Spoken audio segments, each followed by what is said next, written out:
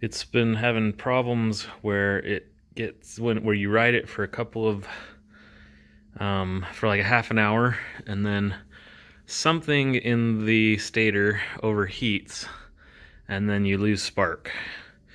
So it's been a really fun sled. I don't want it to be the end. I want to be able to keep using this. So hopefully I'm gonna be able to fix it. I'm gonna get in there, I'm gonna open it up, we're gonna get into the stator, and we're gonna figure out if we can fix whatever's going on in there that's causing it to overheat. If we can, then we'll keep using it. If we can't, then this thing is probably just gonna be sold for parts. So, all right, here we go. All right, so I got the springs off the exhaust pipes, and that's the first step. Now the pipes should come out.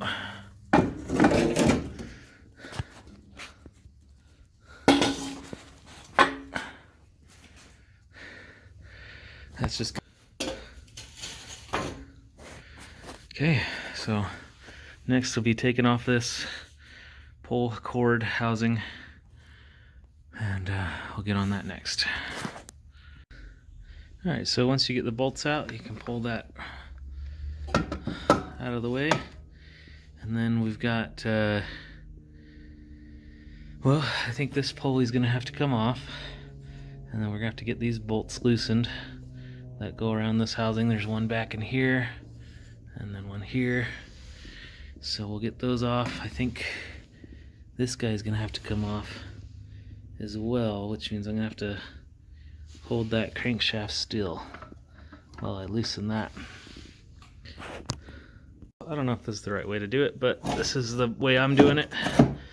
Just shove that right inside there, and that'll hold the crankshaft still for me while I loosen up my bolts right here.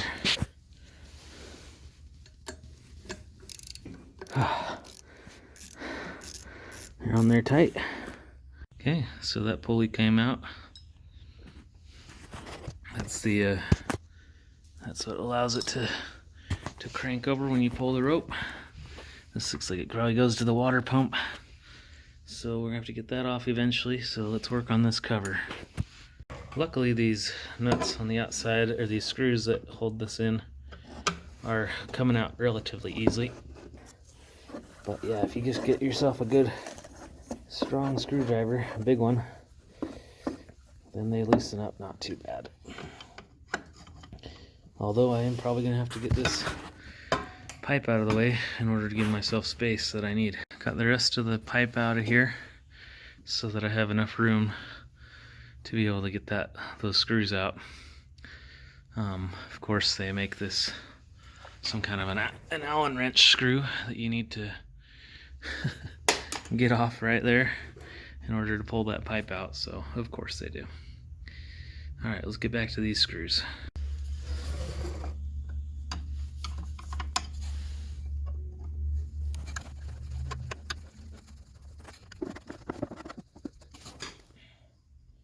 One down under here.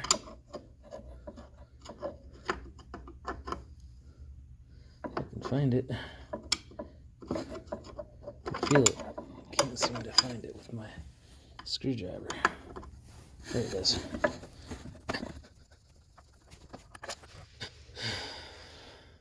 Okay, all those bolts come out pretty quickly. The only one that's a little bit tricky is this one way back here in this corner, and you can grab it with the socket right like that if you've got the same setup as mine. I've luckily got a 10mm bolt on that last one, and I think somebody's modified it so that it'd be a lot easier to do that. Hopefully yours is like that. If not, you probably have to lift a lot of the motor out to be able to get behind this bracket. So this bracket's ready to come out.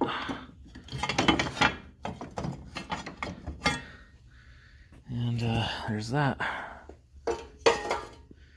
So now you can see water pump here, got a belt around here. That water pump is missing a bolt, which is interesting. I wonder if that has anything to do with anything, but We gotta get this pulley off because it's covering this pulley.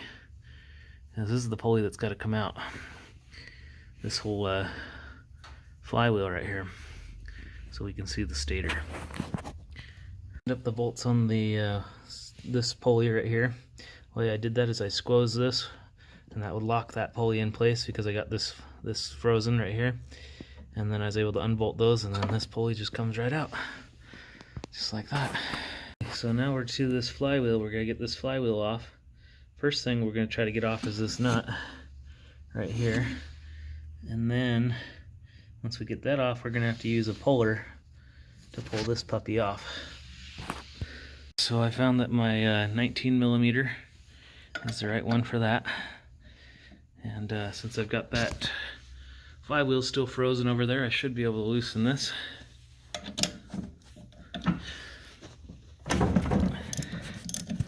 Yep, that loosened up pretty easy. Okay, now with that nut out of the way, we're ready to start pulling on this flywheel with the puller device. So we're going to use a Harbor Freight pulley puller and see if we can't get that to come off.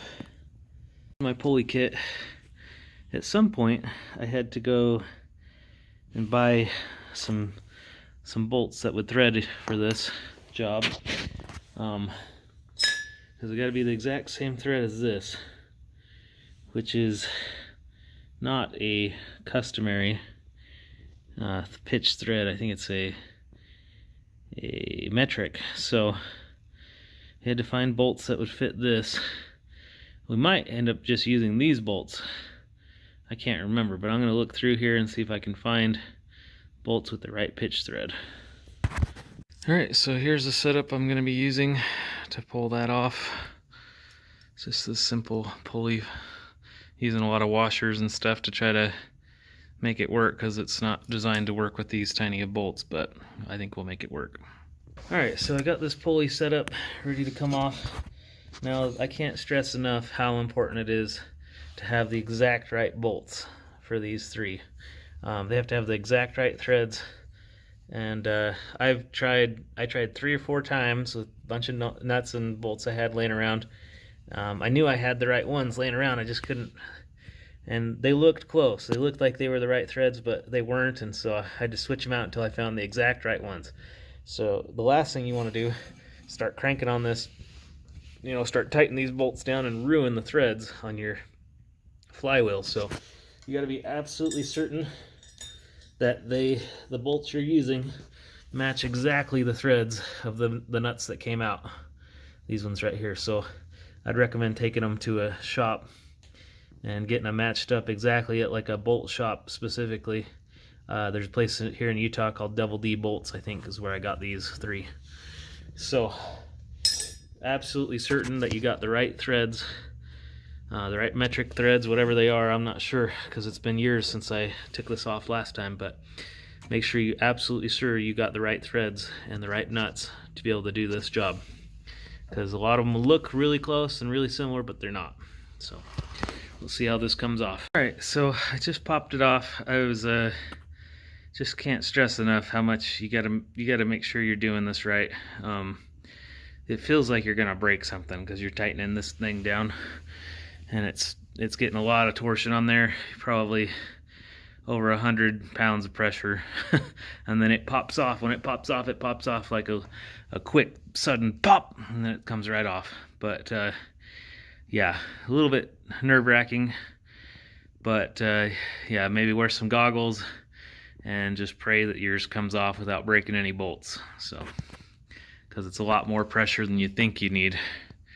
And if something feels wrong, like if your setup doesn't feel perfectly straight, take the time, make it straight, make it right, because you don't want to break this flywheel, break off any of your bolts in the flywheel. You could ruin it. So I'm looking this thing over. Looks like it's in pretty good shape. I don't see any real obvious points where it's making contact. So what I've read is that these bolts back behind the stator loosen up. and then that changes the position of the whole stator, this one too. So we're going to try tightening those bolts back up and hope that fixes it, because I've been in here before and I've replaced this coil, because this coil was bad before, and that fixed a lot of things. It made it work for, you know, instead of dying after an hour, or dying after 5 minutes of driving, it died after an hour once I replaced this coil. So, and then over time, it's gotten less and less time. So each day I go out and drive it around, you know, the next day I'll get only, you know, instead of an hour, I got 45 minutes. And then after that, I got 40 minutes. And after that, I got 30 minutes. And after that, I got 20 minutes. So it's just been getting progressively worse. I don't think this coil's gone bad again, but I think from what I've read, this whole plate gets out of position because these bolts back here loosen up. So we're going to take this whole stator off, and we're going to try tightening bolts behind. See if that works. All right, so I'm loosening the bolts on this stator, just using an Allen wrench, and that's how this stator comes out. All right, so we got those Allen bolts out here and here, and now I'm just loosening this up so that the stator will be able to come free. Unfortunately, this screw is really stripped out, so that's gonna be fun. I'm gonna have to get that out somehow. So luckily that screw was just holding a tab in place, and I was able to just move it just a little bit, enough to get this wiring out of the way, and I can pull it out. So now I have the opportunity to tighten these bolts, which are supposedly the problem, because they loosen up and then this whole housing doesn't sit quite right. And hey, look at that, one of them appears to be broken. So that could be definitely part of the problem here. If this whole housing doesn't sit right, then the stator's not sitting right, and it's going to get too hot. So we'll see how these bolts go if I try to tighten them. All right, so I wasn't able to tighten any of those bolts. Those bolts are tight. So that's not the problem. But what I did notice is that there is some contact happening between this and the flywheel. And that's definitely going to heat up over time if we're making contact. And that would, you know, easily overheat these coils when you get enough friction on there long enough.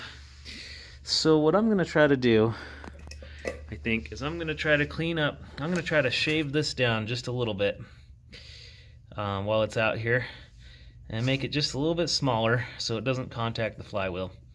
And then I'm going to clean up the inside of the flywheel as best I can, and I'm going to put it back on there and hope for the best. I mean, if I can get it so that it doesn't contact it at all, then I think we'll be golden. I think it'll work great, and it'll never overheat, and we'll never have a problem. But I can definitely tell some contact has been made, because you can see that the magnets are scraping. So I need to grind that. I'm going to try to grind down that metal on the stator just a little bit so that it doesn't make contact with these magnets. And I don't know if it's going to work or not, but I really don't have anything to lose on this sled. I mean, if it doesn't work, then whatever. I guess this sled will go in the trash. It was going to go in the trash anyways if I can't fix it. So we'll give it a try, and I'll let you know if it works. So here's what I did, is I ended up shining this up, grinding it down, just to make the room. Now, I know a lot of people are probably watching this and think I'm crazy, which maybe I am, you know, maybe this is crazy. Maybe this is the totally not the right way to fix this. I accept that. It's probably not. But you know, if this does work, then I've saved myself a lot of money and a lot of headache, because I'm not gonna see, I've polished these all down and ground them down so that they won't make contact with the flywheel anymore. I'm prepared to replace these coils, you know, well, I guess I'm prepared to throw this whole sled in the trash. So I guess I was willing to just try this, just on the idea that maybe it'll work, maybe it'll stop making contact with the flywheel, and then maybe it'll stop overheating these coils. If it does, then I'll have a dependable sled that's a lot of fun to ride. If it doesn't work, then my only other option is to replace this stator and replace my flywheel, and that's gonna just be outrageously expensive for this project, because this sled isn't worth that. So this is kind of like a last-ditch effort just to see if it'll work. It might have just ruined the coils. Maybe it did, maybe it didn't. I don't know. We'll find out. We're gonna try it out and see if it fixes things, if it stops making contact with this flywheel. As you can see, it is definitely making contact with those.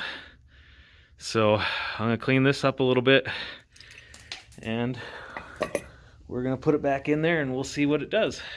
Now that I've ground this down, maybe it'll give it enough clearance it won't touch it anymore. Well, I cleaned up inside of here.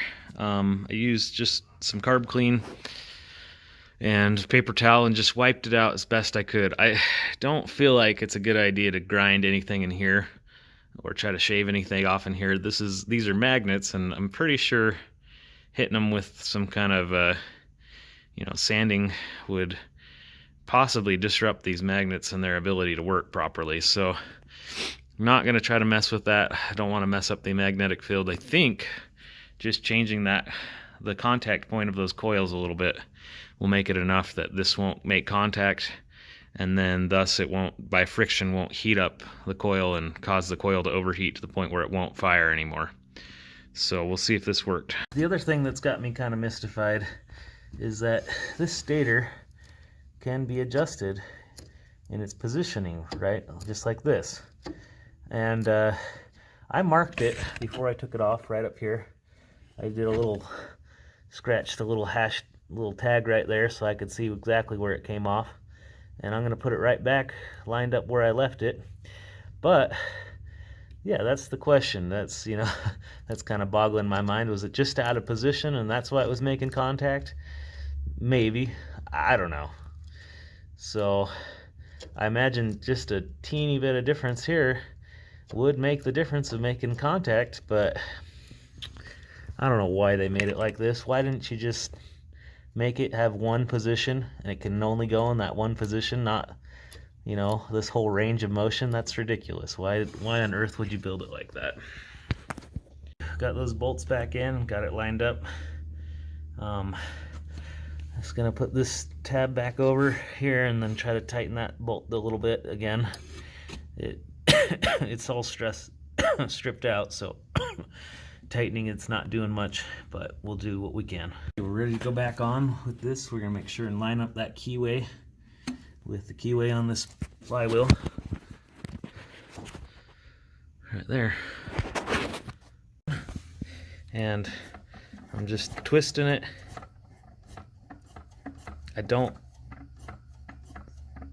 know if it's making contact or not. I hear something. I'm gonna mess with it a little bit and see before I tighten this back on, and hopefully be able to know for sure if it's making contact or not. Looks like there's two washers that go in here. I already got the one that's on there, and then I got this one right here that goes on top, and then comes our nut. Obviously the pulley will go on there as well at some point, but I don't think that you don't need the nut. You can put the nut on at any point. So I just finished tightening that bolt back down.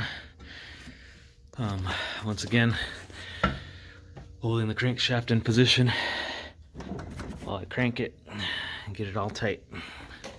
Not too tight though, you don't want to break it. This goes on this crankshaft pulley, and get that lined up first, and then second we're going to put on this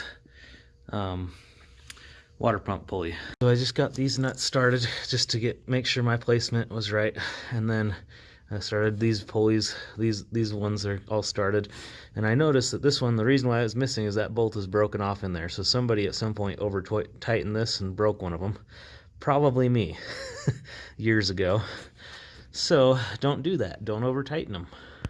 Those bolts are tightened down on that water pump pulley. Didn't tighten these ones yet because they're going to have to come off again. But we want our position right just so that they'll go right in. So next we're going to put this cover back on. And it's going to go in right just like this. Yep. And we're going to get our bolts all back in place and tighten them down. Okay, I got that cover back in place. And it occurred to me, you know, I've never seen an actual ground wire coming from this motor to the chassis. So I'm going to go ahead and put one on just to see if it makes a difference. It probably won't do anything, but it never hurts to have a good ground, especially when you got electrical issues like this one's had. Maybe it's just not grounding completely. I doubt it. I don't think it would run if that was the problem. But I'm going to throw it on there just to give it a little extra ground in case that's been an issue at all. Okay, well I put on that extra ground wire just to make sure that the motor's grounded out well. I don't know if it's going to make a difference at all. Who knows? But now I'm just going to go ahead and put this back on here, and we'll try her out. See if she's got spark. If she's got spark, maybe I fixed it. If she doesn't spark, it's probably ruined. Actually, before we do that, you got to make sure and put this on. So I'll pull those screws out and put this back on, and that way it'll have something to grab. Got that pulley back in there in position. This is what when you pull that tight the rope. This is what engages the rope to the flywheel. And so I just want to make sure and put this back on. I about put that rope back on without having this in place, and that wouldn't have worked at all. I'm just putting these bolts back on. This cable is what holds the hood up. Temporarily I've got this jack stand holding the hood up. That's a good idea so your hood doesn't break.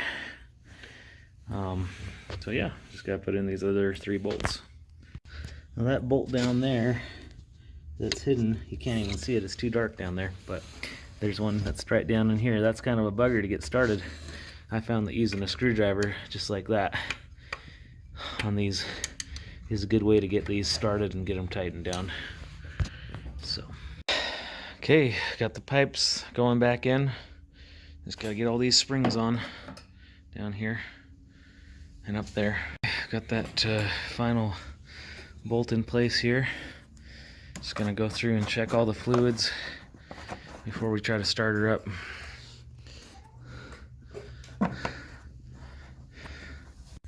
Okay, we got plenty of oil.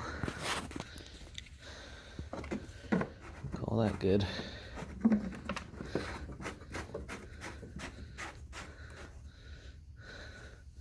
Let's check our coolant situation.